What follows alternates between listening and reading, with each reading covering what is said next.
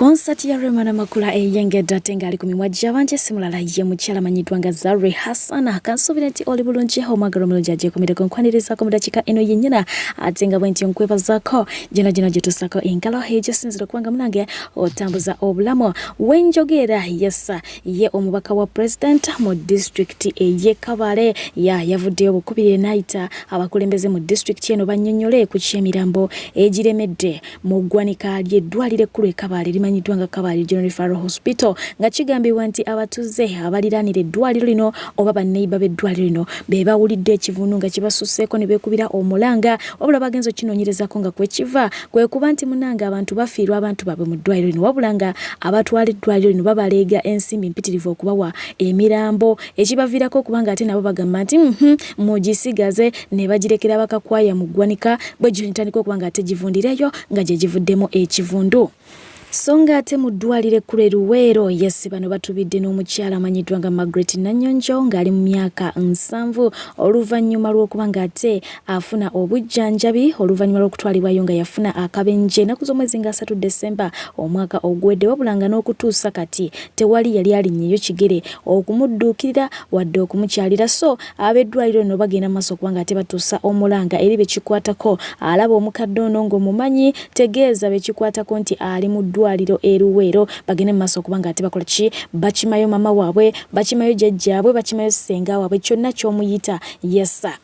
Yo ministry y'ebyentambula n'enguudo mu ggwanga lya Uganda esabukuludde emmeeri Lugogoma egenda okuba ng'ate esaabaliranga ku nnyanja Nalubaale. Emmeeri eno egenda kuba nga esimbulaho okuva ku mwalo gwa Port Bell mu ggwanga lya Uganda eyolekere e Mwanza mu ggwanga erya Tanzania wamu ne Kisumu mu ggwanga erya Kenya wabula nga minisita omubezi obyentambula Musa Echweru bw'abadde atongoza emmeeri eno ategeezezza nti egenda kuyambako nnyo okusaabaza ebyamaguzi wamu n'okunyweza enkolagana y'amawanga gombiriri. Kitegeerekeseeko nti emmeeri eno esobola okuba nga esitula konteyina ezikubyeko obugule eziwerako ddala 21. Wenjogerayo gavumenti eweze bassentebe b'ebyalo bayite ba LC1 okuddamu okuba nga tebajja akasente ku batuuze ababeera baagala okubateera sitampo ku biwandiiko ebitongole. Minisita wa gavumenti ez'ebitundu Rafael Majezi ategeezezza nti bassentebe kye bakola kikyamu kimenya mateeka nti era essaawa yonna waakukyusa ekiwandiiko ekinyweza ekiragiro kino okitegedde wabula nga ate bo bassentebe nabo bavuddeyo ne bakomba kwerima ne bategeeza nti tebagenda kussa mukono ku nsonga eno kubanga akasente akabaweebwa okuva eri gavumenti katono ddala nga buli mwezi bafuna omutwalo gumu ate nga zibasasula luvannyuma lwa mwaka so bagamba nti beetagira ddala akasente kano okubanga nabo batambuza obulamu wamu n'emirimu egyo.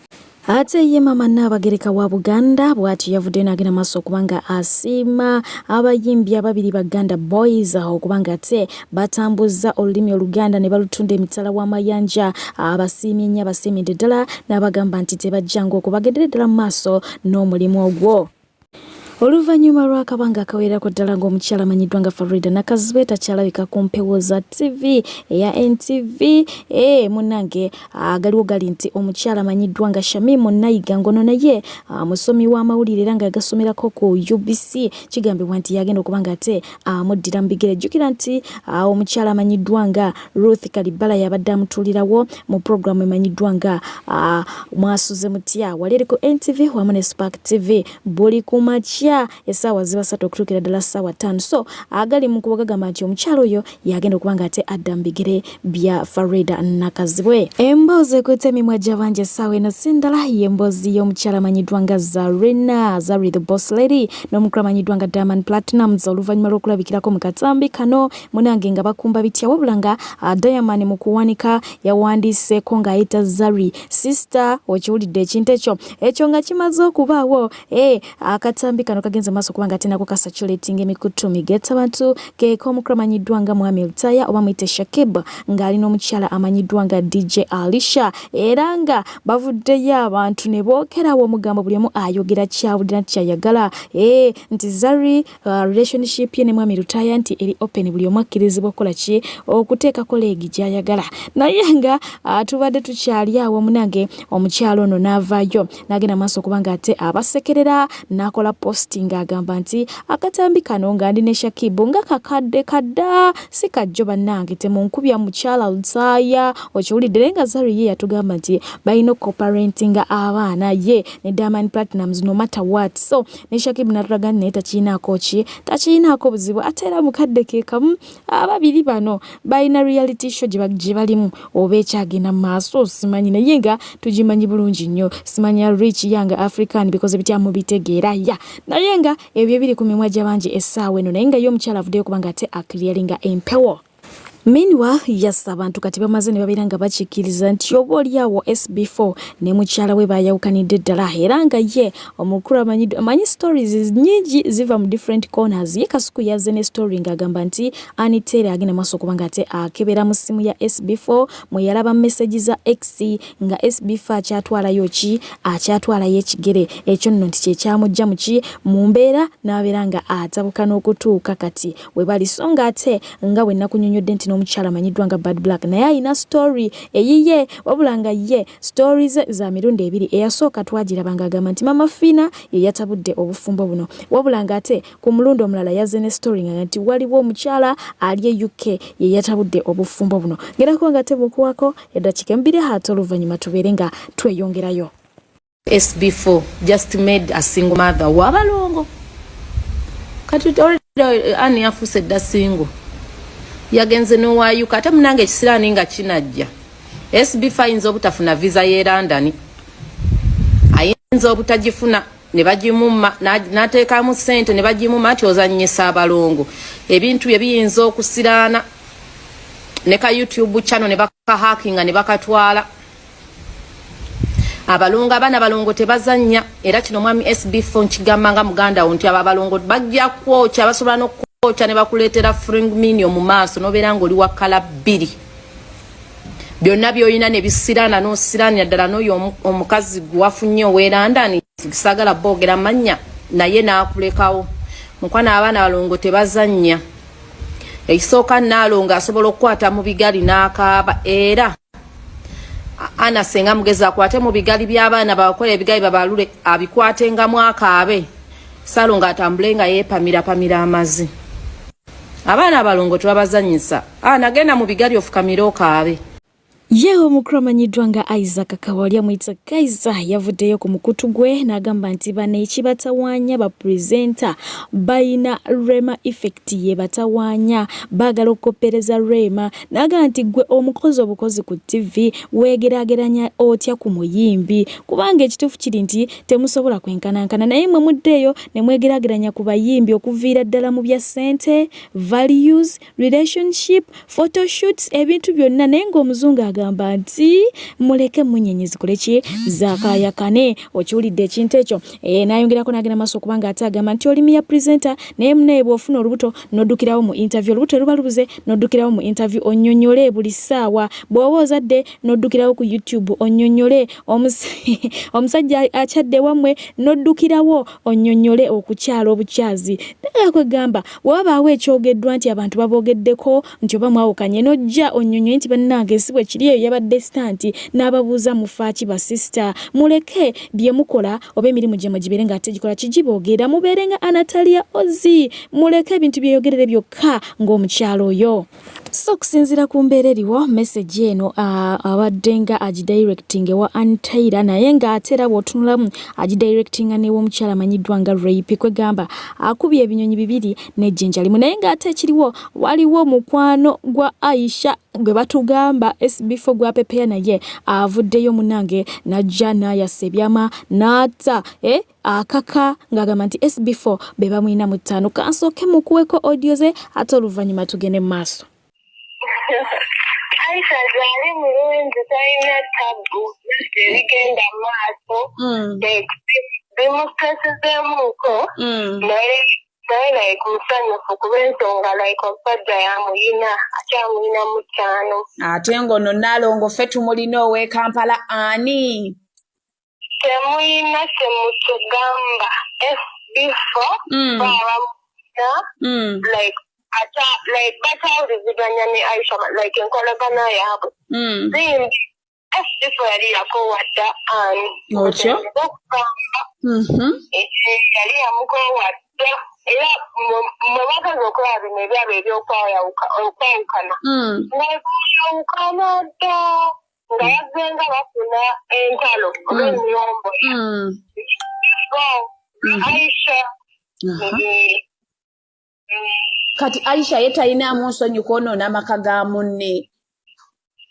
Obimanyi naawe like ofuna omusajja mukwatire ddala abula sikakaka bulungi naye tamanyi Aisha waka yagadde omuntu aba amwagadde baba yakwana yali yawukana ne taata w'abaana be waayina agenyamu abaana babiri abalenzi bamuyita Shadrack naye taata akolagana naye ayagala Sb4 yali bakola nanteekateeka agenda okujja mu London soon. Abalongo abaleke Kampala. Kugambye omusajja ffe tumuyina Aisha omusajja amuyina amutwala oba mwagala oba temwagala. Naye batugambye Aisha mukyala mukulu myaka 38 ku Sb4. Omukazi yateekamu. Omukazi yateekamu ssente ate Aisha abeera nnyo ne Rwitakagwa. Obamanyi okitegeera ebakwatira ku musajja musiibule ba light of Rwitakagwa bakuba bakyala bakulu beefaako balina ssente n'ekiro balimu ebintu byakalogo kalenzi okitegeera waba akwatidde ku musajja musiibule busiibuzi. Nina bye nawulidde mbu oyo omukyala bayombakoko ne Ann ku masimu nga beevuma.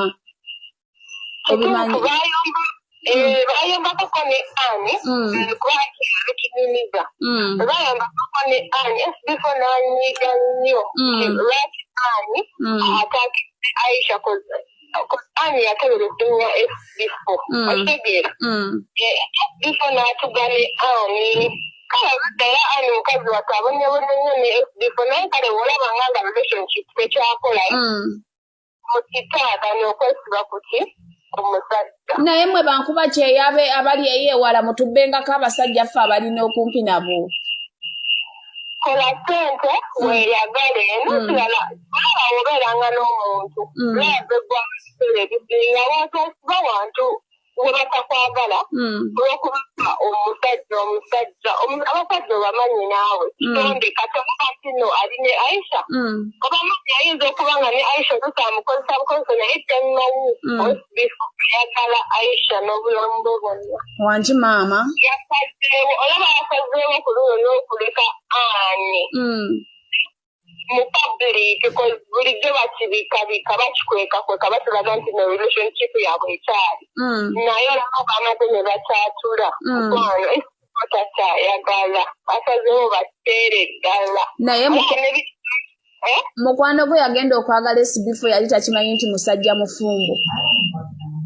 Yali akimanyi naye naawe obulwanyise bankubaseyo ate jjukira like nga ozaddeko omusajja baba babbula baba baagala fresh blood bana batazaalangako kati wafuna gwe ofunye mukwano lemera kwoyo tota naye nga ye Sb4 tumwagalira ddala musajja mulungi talina luzi. Aisha akola mulimu ki e UK? Aisha nurse. Nurse. Kati abadde atera okujjako e Kampala okusinkana Sb4. Ebbanga lyemmanyidde Aisha kozza soka n'afunamu obuzibu bw'obutuuze yamutawanyako yalanga ofuluma ki ofuluma bungereza kubali kale tatenkadwa ku mutindo tegeera naye yakajja e Uganda omulundi gulinga gumu bammanyi kuba abadde atandika okufuluma bungereza naye nyekenera zonna abadde tafuluma. Olunaku mulindwa lwanca era mwenna abawagizi ba Rema mukwate bukwasikadde munange naye nga y'omukyala ali more than ready ekifo kiteeketeke bulungi buli kimu kiri malidadi sana balinze bulinzi mwe ate nga ye mwana mulenzi amanyiddwa nga Joshua Barak naye yavuddeyo ku mpewo za BBS Telefine n'akakasensi nti ekibeibe si kirala ye mwana muwala amanyiddwa nga Motona Etania era nga yategeezezza nti mwe ba it will end in tears temuyina buyinza okujja ko Mukama Katonda bw'anaaba ng'akiteekateeka obutagenda mu maaso era tekijja kgenda, waba ng'akiteekateeka ogenda mu maaso kijja kgendera ddala mu maaso. So ng'ate ye Linda Dane agudde ku social media inlo amwoya ono yamuwadikidde n'abugamba nti nze munnange Linda Dane bw'otampe ku ssusu I'm not going to breathe okutuusa lwe naafa, wabula ng'ono yamuwaddeyo n'amugamba nti munnange oba ofafa rest in peace. Ate nga ye DJ Nimrod yavuddeyo n'agenda maaso okubanga ate yeebuuza omukulu amanyiddwa nga Exodus ali wa bannange ng'asirise nga tetukyamuwulira naga abantu bali stress tujja kubeera wano ng'abantu batufaako naye nga tetumanyi. Tuli wano twesibye ku by'ennyimba 42 omuntu ayinza okubeereyo ng'ava stress bannange omuntu yenna amuceekingeko bambi omutima gwamulumidde Exodus ate nga ye omukulu amanyiddwa nga Lukumana baamubyeko side mirror y'omu mmotoka naga nti kati guno omulundi gwakubiri okitegedde mu mwezi gumu ng'abeera mu traffic jam ne bamubbako mirror wabula kyasazeewo ky'ekyokubanga agulira ddala eziwera azipaakinga ewaka sakidatulwe bamubbazzambuza kuba kati gufuukidde ddala muze. Ate nga ye omukulu amanyiddwa nga Ragadi jjajja w'abayimbi yavuddeyo naggulawo aba association federation byonna empya n'agamba buli muyimbi addukire we aregistering meaning eya Eddie Kenzo bagimazeemu amaanyi eya Cindy bagimazeemu amaanyi bagende wa Ragadi baregistering ataregistering tabakabiriranga mudda bwati bwabategeezeza. Ate nga ye omukulu amanyiddwa nga Bobi Wine yavuddeyo n'agenda maaso okubanga ate yeebaza omukulu amanyiddwa nga Rains n'amuyozayeza yeebale kusoma era ayogeyoge olwekyo kyeyatuuseeko era n'abategeeza nti ekyo kyeyatuuseeko teyakituuseeko ku lulwe yekka wabula yakituuseeko ne ku lw'abayimbi bonna okitegeera. Ate mu ngeri yamunagenda maaso okubanga abuuza Mawulaana nti ye alinda ddi era addayo ddi bw'atyo n'amubuuza nti oba bakole ki oba taddayo ku ssomero abaddize ssente weewaawo banku bakyeyo bakyagendera ddala mu maaso okubanga ate munage bakaaba embeera ebatabukako waliwo wanaatabuse twabadde tukyali ku oli owa walifaali kakati ne zireeta ono naye nga mukazi wattu alina ennaku ye.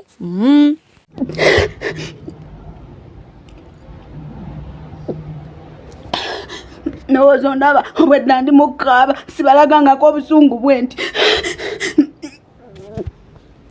ndaba ndimutegeka bintu byange mugambye sijja kudekera kwamalanga ngato zange ng'ekisenge kyo kinyogoga kategeka ebintu byange ajala abantu ale nze njagala abantu ale mbaviire nzire ewaffe Uganda ajala nze bakozeemu zimala kase ekirungi omusala gwange nguyina mbaviire ajala abantu bamanyiira nnyo sabo nangamba mbufe black people tetuli bantu naye nga ku office muwala waabwe yajja n'anona nze black people mu black people are not people.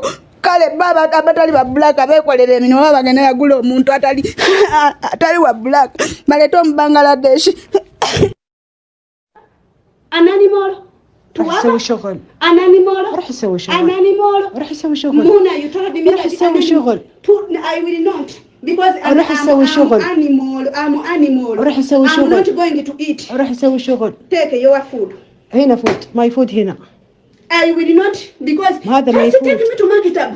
مكتبه لا أبغى فلوس my money أنا. Which money? money أنا. أغندا جيبي لي my money. Which money? حق مكتبه. Don't talk. I don't want to talk more. يلا Tomorrow, Allah. Baba take me back. لا. Baba is the one who 2 years. You wait, madam. لا Muna, لا لا لا لا listen لا First listen no. to me. Listen.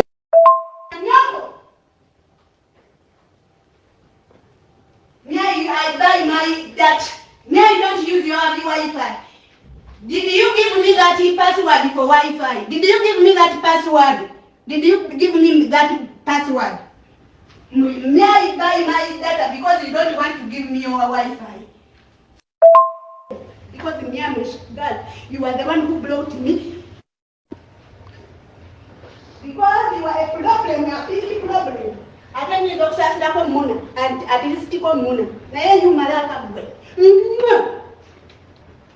Chimalaka. Chadiva. Wadiva. Tofumbi, Watorina Musadi. Only one aneti. Me, I have 3 babies. You don't have any baby. Me, I have 32 years. You have 28 years. But it must be doggy. Nkumanyo. I tell lies, Mama, you will not see heaven because me, I'm a girl. You are the one who brought me to the office, but you are a problem, a big problem to me.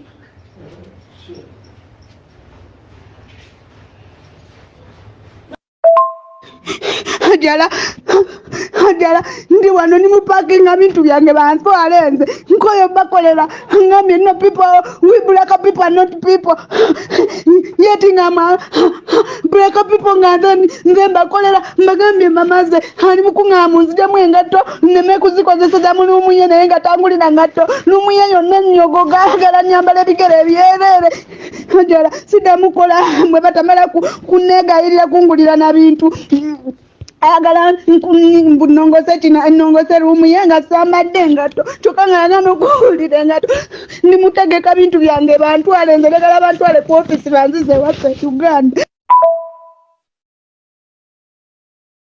Omuyimbi Zari ali ku kikaliriro anti oluyimba lwe lumanyiddwa nga Masavu kigambibwa nti munange yaddamu luyimba lwa radio ne Wizo era nga Wizo yavuddeyo n'agamba nti ekitabo ky'omugenzi waliwo olupapula olutaliyo oba olutaliimu era ng'agamba nti omba muwakana agenda kuggyayo demo wabula nga abategeeza nti saawa eno mujja mulindako Walifari yakoze ki emuweddeko ajja kuleeta obujulizi naye ng'ajjukira nti Zari yavuddeyo ku nsonga eno ye n'akiwakanya n'agamba nti munaye music mubaamu oluusi ebintu ebyefaanana naye yetanabba kulimba lwaki lwa muntu yenna weewaawa ngenda kubanga atembawa omukulu amanyiddwa nga side soft producer ng'ono nno kati yavuddeyo kubanga abannyonnyola butya abantu bwe basobola okubanga bakozesa AI oba artificial intelligence okubanga bakola ebintu ebyenjawulo nti gwe ne woba nga toli muyimbi ojja kusobola okukozesa AI osobola okubanga okola oluyimba ate lufuuka ensonga oba ojjukira oluyimba lwe baddira ne batuuzaamu alien skin abaana ne batandika odduyita olwa alien skin naye ng'ate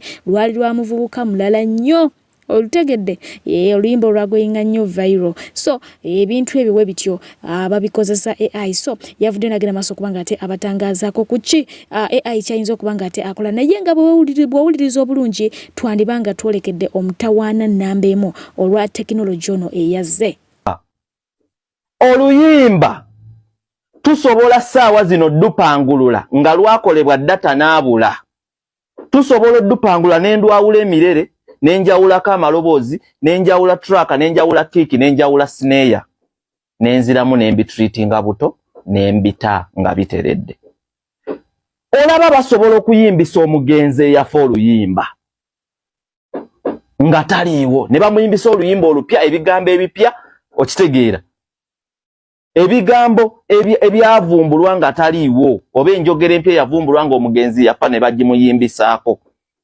kitegeeza buli kimu kisoboka bwe navaayo nenjogera nti oluyimba ennaku zino byatereera era ne ŋŋamba abaana buli alina oluyimba lwe nga lwafa nkubira tuteese ndukuterereze oba ndukukanikire osobola okuba n'oluyimba lwo ng'ebigambo byali birungi nnyo tokyasobola dduddamu bisoboka kati ate abayimbi abali mu diaspora oba abali e Bulaaya ate kati mmwe AI ate bakolera nnyo abayimbi abali e Bulaaya mwate AI egenda bakolera nnyo era egenda bagasa nnyo because kikola kitya oyimba ebigambo byo n'obinsindikira ku simu nensomesa AI eddoboozi lyo nenfuna omwana wanaayimba obulungi kangeze nkute fayino ne muwa naayimba eddoboozi lyo naayimba ebigambo byo bulungi mu ddoboozi lye ne maana enkola exchange ne muyimbisa eddoboozi lyo nze nenta oluyimba nga gwe gwaluyimbye nga Wulubeta ali e London yayimbye oluyimba naye nga ye yansindikira ku ssimu eddoboozi lye nenduma staringa bulungi nendutanga kiri clean munfuna bulungi AI muleke underestimatinga ekola ebintu bingi nnyo so erina ebirungi byayo erina ebibi byayo ekisooka kikino nsobola okwewa kolabo n'omuyimbi gwe simanyiiko nsobola okwewa kolabo ne Chris Brown nsobola okwewa kolabo ne Burna Boy ate n'ayimba n'erinnya lyange n'aliyimba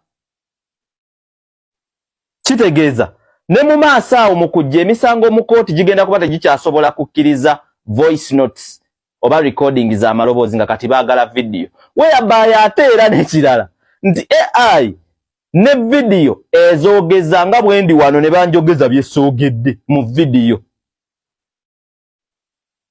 gye bayita AI. Naye kati ffe abali mu ndongo oba abadongo baba producer tujja gyeyambisa mu bulungi bwayo. Obulungi bwayo bwe buliwa tujja kukola ekyo kyeyina okukola. AI ejja ku mastering ennyimba oba twawulira ennyimba okuzisplitinga ezeza bulwa data aba abayimbi abatamanyi kuyimba bajja kuyimba bulungi nnyo. Bajja kuyimba bulungi nnyo. Eno video ekyeyongerayo era nja kudda mbabuulire aguddako ngenda na balaga. Naye nedda sijja balaga bwe bikola naye nja kubamba somesa bwe bikola. Amanya bampita side soft producer. Wenna ayagala enamba yange oba oyagala ku masteringira luyimba oba oyagala kuyamba ku promotion oba oyagala ku ki enamba yange mweri mu bayo. Noonyako bulungi nnyo side soft producer. Bless.